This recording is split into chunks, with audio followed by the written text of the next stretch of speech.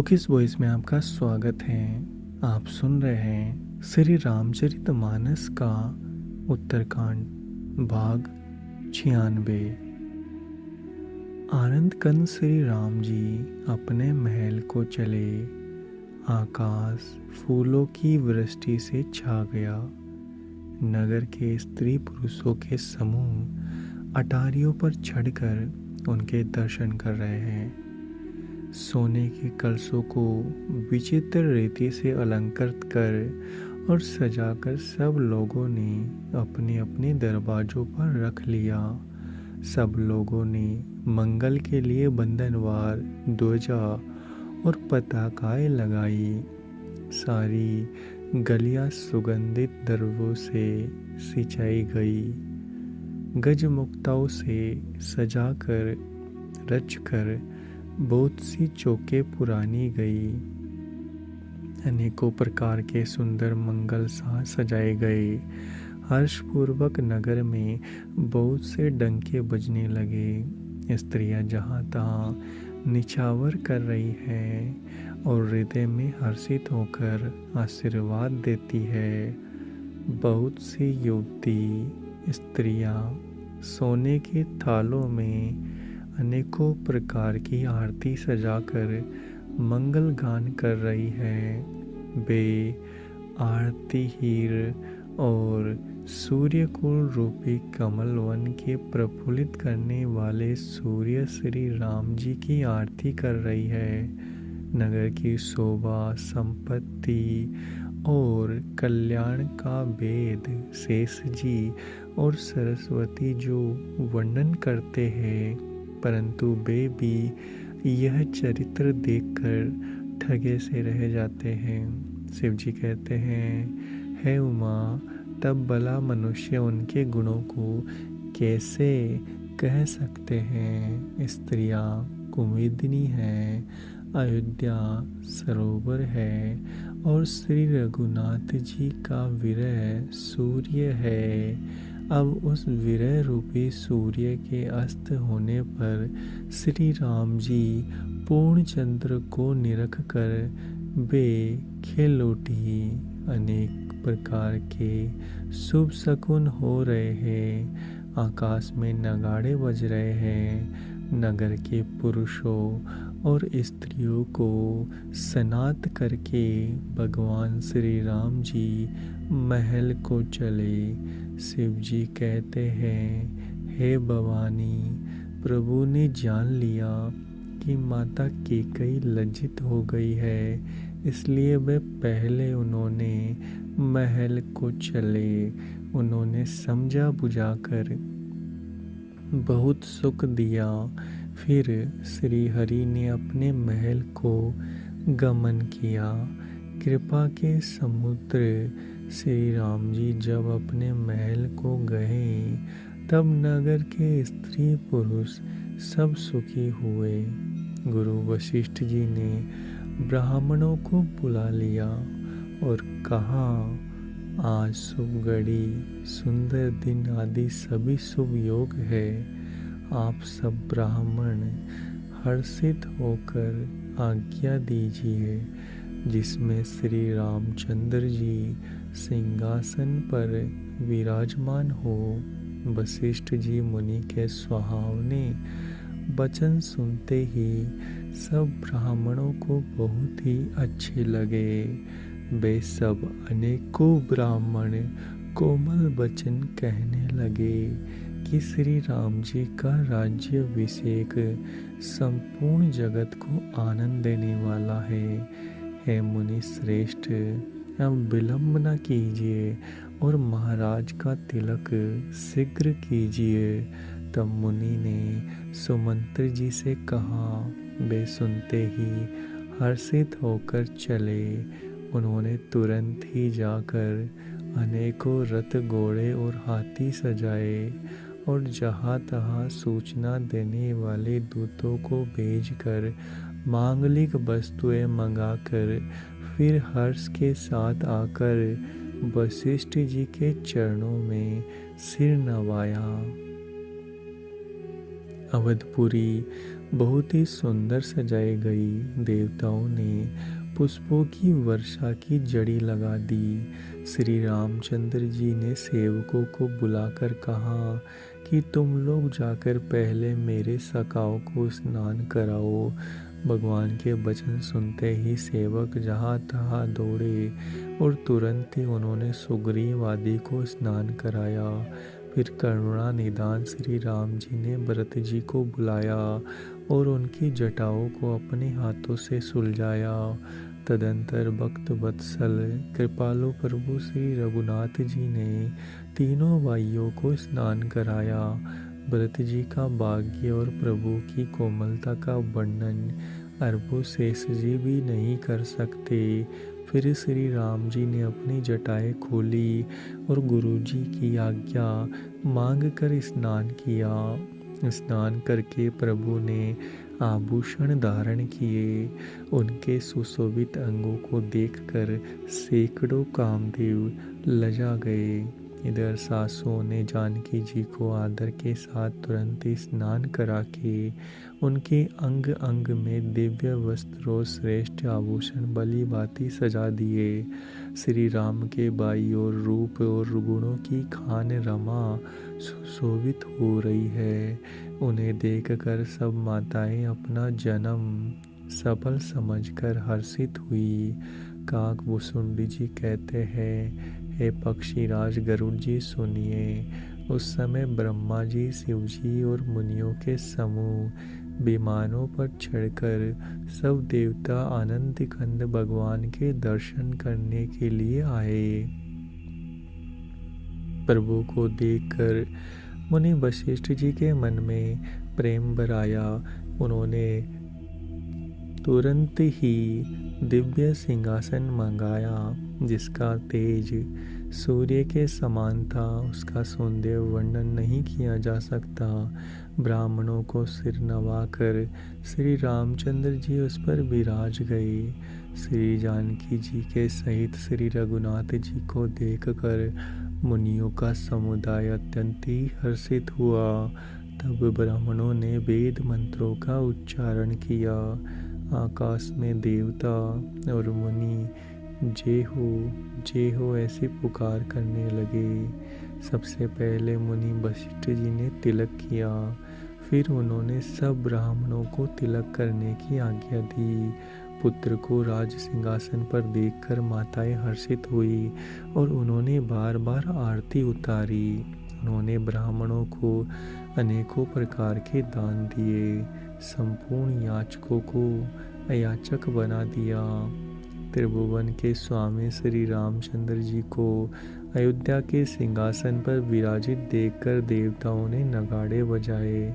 आकाश में बहुत से नगाड़े बज रहे हैं। गंधर्व और किन्नर गा रहे हैं। अप्सराओं की झुंड के झुंड नाच रहे हैं। देवता और मुनि परमानंद प्राप्त कर रहे हैं। भरत लक्ष्मण और शत्रुघ्न जी, विभीषण, अंगद, हनुमान और सुग्रीव आदि सहित क्रमशः छत्र, चवर, पंखा, धनुष, तलवार, ढाल और शक्ति लिए सुशोभित है। श्री सीता जी सहित सूर्य वंश के विभूषण श्री राम जी के शरीर में अनेकों कामदेवों की छवि शोभा दे रही है। नवीन जलयुक्त मेघों के समान सुंदर श्याम शरीर पर पीताम्बर देवताओं के मन को भी मोहित कर रहा है।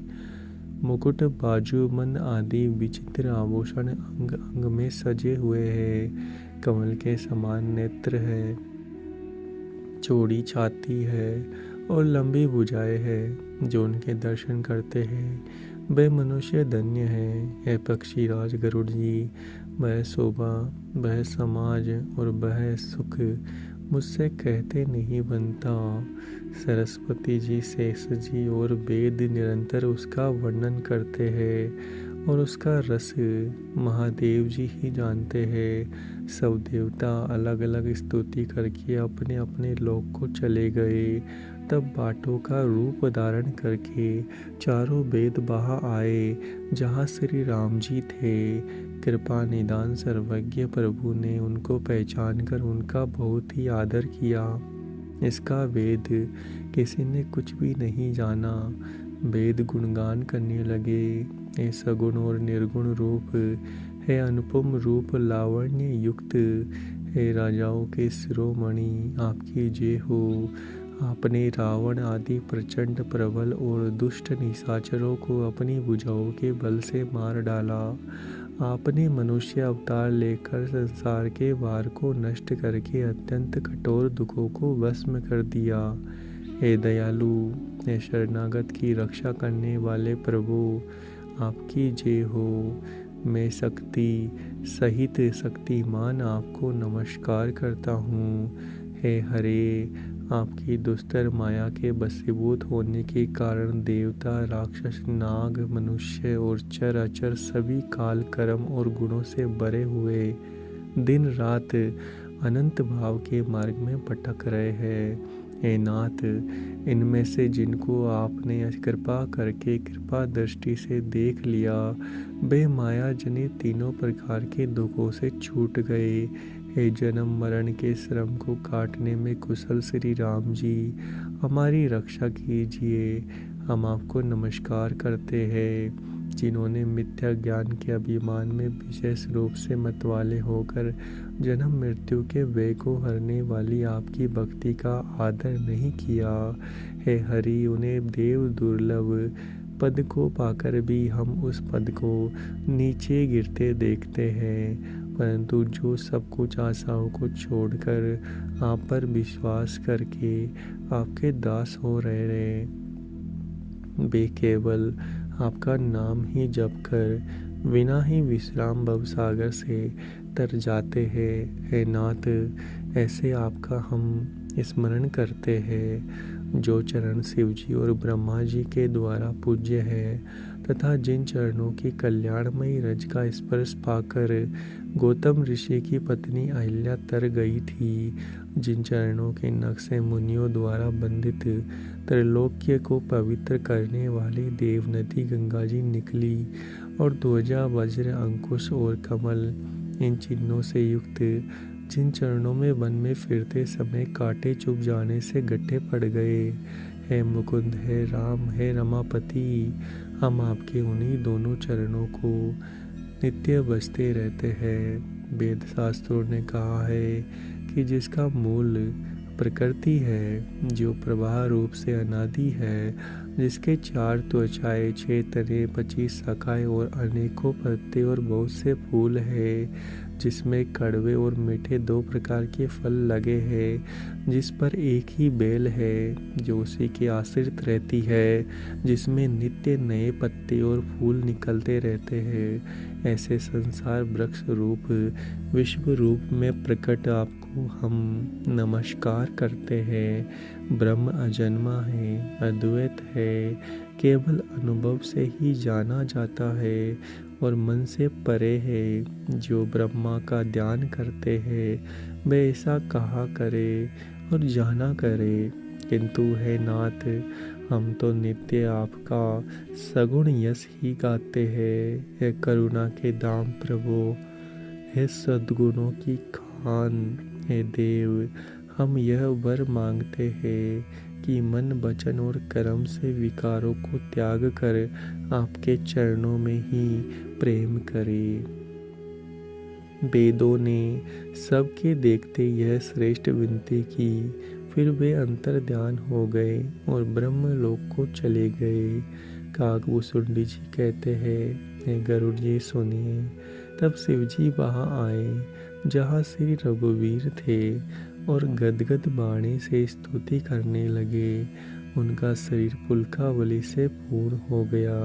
हे रामा, हे राम, हे रमा रमण, हे जन्म मरण के संताप को हरने वाले, आपकी जय हो। आवागमन के भय से व्याकुल इस सेवक की रक्षा कीजिए। हे अवधपति, हे देवताओं के स्वामी, हे रमापति, हे विभो, मैं शरणागत आपसे यही मांगता हूँ कि हे प्रभु मेरी रक्षा कीजिए। हे 10 सिर और 20 भुजाओं वाले रावण का विनाश करके पृथ्वी के सब महान रोगों को दूर करने वाले श्री राम जी, राक्षस समूह रूपी जो पतंगे थे वे सब आपके बाण रूपी अग्नि के प्रचंड में तेज से भस्म हो गए। आप पृथ्वी मंडल के अत्यंत सुंदर आभूषण हैं। आप श्रेष्ठ बाण, धनुष और तरकस धारण किए हुए हैं। महान मद, मोह, ममता रूपी रात्रि के अंधकार समूह के नाश करने के लिए आप सूर्य के तेजोमय किरण समूह हैं। कामदेव रूपी बील ने मनुष्य रूपी हिरणों के हृदय में कुभोग रूपी बाण मारकर उन्हें गिरा दिया है। हे नाथ, हे पापों को हरने वाले, हे हरे, उसे मारकर विषय रूपी वन में भूले हुए पड़े इन अपार पामर अनाथ जीवों की रक्षा कीजिए। लोग बहुत से रोगों और वियोगों से मारे हुए हैं। ये सब आपके चरणों के निरादर फल है। जो मनुष्य आपके चरण कमलों में प्रेम नहीं करते वे अथाह भवसागर में पड़े हैं। जिन्हें आपके चरण कमलों में प्रीति नहीं है वे नित्य ही अत्यंत दीन, मलिन, उदास और दुखी रहते हैं। और जिन्हें आपकी लीला कथा का आधार है उनको संत और भगवान सदा प्रिय लगने लगते हैं। उनमें ना राग है, ना लोभ है, ना माया है, ना मान है, ना मद। उनको संपत्ति और विपत्ति समान है। इसी से मुनि लोग योग का भरोसा करके सदा के लिए त्याग देते हैं और प्रसन्नता के साथ आपके सेवक बन जाते हैं।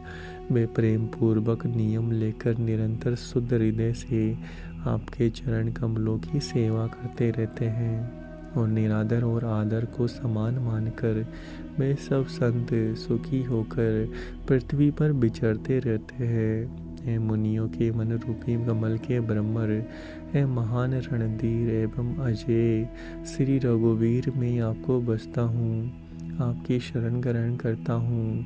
हे हरि, आपका नाम जपता हूँ और आपको नमस्कार करता हूँ। आप जन्म मरण रूपी रोग की महान औषध और अभिमान के शत्रु है। आप गुणशील और कृपा के परम स्थान हैं। आप लक्ष्मीपति है। मैं आपको निरंतर प्रणाम करता हूँ। हे रघुनंदन, द्वंद्व समूह का नाश कीजिए। हे पृथ्वी की पालना करने वाले राजन, इस दीन जन की ओर भी दृष्टि डालिए। मैं आपसे बार बार यही वरदान मांगता हूँ कि मुझे आपके चरण कमलों की अचल भक्ति और आपके भक्तों का सत्संग सदा प्राप्त हो। हे लक्ष्मीपते, हर्षित होकर मुझे यही दीजिए। श्री रामचंद्र जी के गुणों का वर्णन करके उमापति महादेव जी हर्षित होकर कैलाश को चले गए। तब प्रभु ने वानरों को सब प्रकार से सुख देने वाले डेरे दिलवाए। है गरुड़ जी, सुनिए, यह कथा सबको पवित्र करने वाली है। देहिक, देविक, बौद्धिक तीनों प्रकार के तापों का और जन्म मृत्यु के भय का नाश करने वाली है।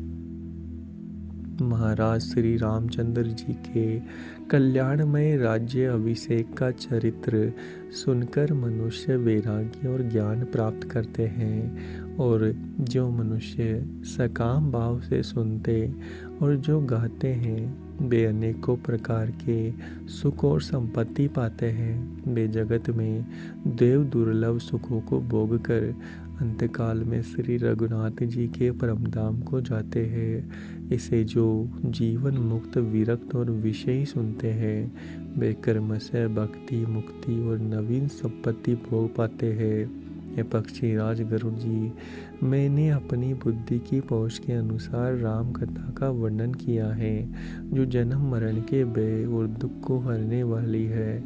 यह वैराग्य, विवेक और भक्ति को दृढ़ करने वाली है तथा मोह रूपी नदी के पार करने के लिए सुंदर नाव है। अवधपुरी में नित्य नए मंगल उत्सव होते हैं। सभी वर्गों के लोग हर्षित रहते हैं। श्री राम जी के चरण कमलों में जिन्हें श्री शिव जी, मुनिगण और ब्रह्मा जी भी नमस्कार करते हैं, सबकी नित्य नवीन प्रीति है। भिक्षुकों को बहुत प्रकार के वस्त्र आभूषण पहनाए गए और ब्राह्मणों ने नाना प्रकार के दान पाए। वानर सब ब्राह्मणानंद में मग्न हैं। प्रभु के चरणों में सबका प्रेम है। उन्होंने दिन जाते जाने ही नहीं और बात की बात में 6 महीने बीत गए। उन लोगों को अपने घर भूल ही गए। जागृत की तो बात ही क्या, उन्हें स्वप्न में भी घर की सुध याद नहीं आती। जैसे संतों के मन में दूसरों से द्रोह करने की बात कभी नहीं आती। तब श्री रघुनाथ जी ने सब सखाओं को बुलाया। सबने आकर आदर सहित सिर नवाया। बड़े ही प्रेम से श्री राम जी ने उनको अपने पास बिठाया और भक्तों को सुख देने वाले कोमल वचन कहने लगे। तुम लोगों ने मेरी बड़ी सेवा की है। मुँह पर किस प्रकार तुम्हारी बड़ाई करूँ। मेरे हित के लिए तुम लोगों ने घरों को और सब प्रकार के सुखों को त्याग दिया। इससे तुम मुझे अत्यंत ही प्रिय लग रहे हो। छोटे भाई, राज्य, संपत्ति, जानकी, अपना शरीर, घर, कुटुंब, मित्र, ये सभी मुझे प्रिय है, परंतु तुम्हारे समान नहीं। मैं झूठ नहीं कहता, यह मेरा स्वभाव है। सेवक सभी को प्यारे लगते हैं, यह नियम है, पर मेरा तो दास पर स्वाभाविक ही विशेष प्रेम है। हे सखागण, अब सब लोग घर जाओ। बहादुर निश्चय से मुझे बसते रहना। मुझे सदा सर्वव्यापक और सबका हित करने वाला जानकर अत्यंत प्रेम करना।